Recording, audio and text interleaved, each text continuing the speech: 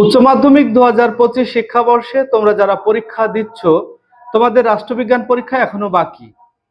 রাষ্ট্রবিজ্ঞানের broad কোশ্চেনের জন্য তোমরা সাজেশন চেয়েছো, মানে অতি গুরুত্বপূর্ণ প্রশ্ন আমি মাত্র 8টি শেয়ার করব। যারা একটু কম পড়ো বা কম পড়তে চাও তাদের জন্য এই 8টি প্রশ্ন। তো তোমরা কখনোই মনে করবে না যে এই 8টি প্রশ্নের সবকটি আসবে। যদি 8টি প্রশ্নের সবকটি আসে তাহলে তো আমি প্রশ্নকর্তা হয়ে যাব। তবে এটুকু গ্যারান্টি নিতে পারি, এই 8টি প্রশ্ন তোমরা যদি কেউ পড়ো তাহলে পাস গ্যারান্টি। তবে এই 8টি প্রশ্নের সঙ্গে সঙ্গে যারা ফুল মার্কস পেতে চাও তাদের জন্যও একটা ট্রিক্স আছে, ভিডিও শেষে আমি বলে দেব। তোমরা ভিডিওটি শেষ পর্যন্ত দেখতে থাকো। আশা করছি ভিডিওটি তোমাদের জন্য অত্যন্ত গুরুত্বপূর্ণ হবে। তো চলো কথা না বাড়িয়ে আমরা প্রশ্ন 8টি আগে দেখে নিই। প্রথম প্রশ্ন, জাতীয় ক্ষমতার মূল উপাদানগুলি আলোচনা করো। প্রথম অধ্যায় থেকে, মানে আন্তর্জাতিক সম্পর্ক, এই অধ্যায় থেকে এই প্রশ্নটি অত্যন্ত গুরুত্বপূর্ণ। আর সঙ্গে আর একটি প্রশ্ন এখান থেকে আমি বলছি, সেটা হলো বিশ্বায়ন কাকে বলে, বিশ্বায়নের প্রকৃতি আলোচনা করো। এই দুটো প্রশ্ন প্রথম অধ্যায় থেকে অত্যন্ত গুরুত্বপূর্ণ। দুটো প্রশ্ন বললাম, এই দুটি পড়বে। আর একটি প্রশ্ন পঞ্চম অধ্যায় থেকে, মানে তোমাদের দ্বিতীয়, তৃতীয় এবং চতুর্থ অধ্যায় থেকে কোনো ব্রড কোশ্চেন আসবে না। এক লাফে গিয়ে পঞ্চম অধ্যায়। পঞ্চম অধ্যায় থেকে আমি একটি প্রশ্ন বাছাই করেছি, সেটা হলো উদার নীতিবাদের মূল বৈশিষ্ট্যগুলি ব্যাখ্যা করো। তাহলে 3টে বললাম। এবারে ষষ্ঠ অধ্যায়, অর্থাৎ সরকারের বিভিন্ন বিভাগ। এই অধ্যায় থেকে আমি একটি প্রশ্ন তোমাদের দেব, সেটা হলো ক্ষমতা স্বতন্ত্রীকরণ নীতির পক্ষে ও বিপক্ষে যুক্তিগুলি বিশ্লেষণ করো। এই 4টে প্রশ্ন বললাম। এরপরে চলো আমরা সপ্তম অধ্যায়, অর্থাৎ ভারতের শাসন বিভাগ। এখান থেকে আমরা দুটো প্রশ্ন বাছাই করেছি, যারা একটু কম পড়তে চাও তাদের জন্য। ভারতের রাষ্ট্রপতির ক্ষমতা ও কার্যাবলী আলোচনা করো। আর একটি প্রশ্ন তোমরা এখান থেকে পড়বে, ভারতের অঙ্গরাজ্যের মুখ্যমন্ত্রীর ক্ষমতা ও পদমর্যাদা ব্যাখ্যা করো। তাহলে 6টা প্রশ্ন বললাম। আর অষ্টম অধ্যায় থেকে, অর্থাৎ ভারতের আইন বিভাগ, এই অধ্যায় থেকে একটি প্রশ্ন পড়বে, ভারতীয় পার্লামেন্টের গুরুত্বপূর্ণ ক্ষমতাগুলি আলোচনা করো। এই প্রশ্নটি তাহলে 7টি হলো।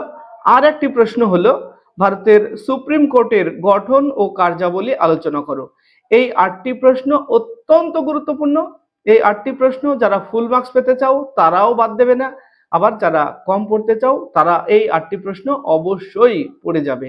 এই 8টি প্রশ্ন পড়লে পাস গ্যারান্টি। তবে যারা ফুল মার্কস পেতে চাও তারা এর সঙ্গে আরো কয়েকটি প্রশ্ন দেখে রাখবে।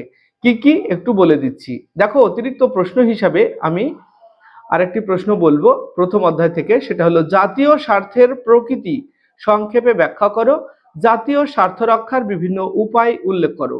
প্রশ্নটি অত্যন্ত গুরুত্বপূর্ণ, ভালো। এরপরে আমরা পঞ্চম অধ্যায় থেকে আরো দুটি প্রশ্ন তোমাদের জন্য বলবো, যারা ফুল মার্কস পেতে চাও দেখে রাখবে। গান্ধীজির রাজনৈতিক ধ্যান ধারণা আলোচনা করো।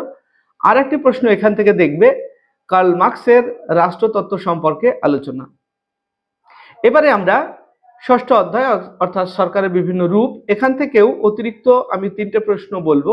দ্বিকক্ষ বিশিষ্ট আইনসভার পক্ষে ও বিপক্ষে যুক্তি দাও। এক কক্ষ বিশিষ্ট আইনসভার পক্ষে ও বিপক্ষে যুক্তি দাও। আরেকটা প্রশ্ন দেখবে, বিচার বিভাগীয় সমীক্ষা বলতে কি বোঝো, বিচার বিভাগীয় স্বাধীনতা কিভাবে সংরক্ষিত হয় তা ব্যাখ্যা করো। আর সপ্তম অধ্যায় থেকে আর একটা প্রশ্ন অতিরিক্ত আমি বলে রাখছি তোমাদের জন্য, সেটা হলো ভারতের রাষ্ট্রপতির জরুরি ক্ষমতার বিবরণ দাও।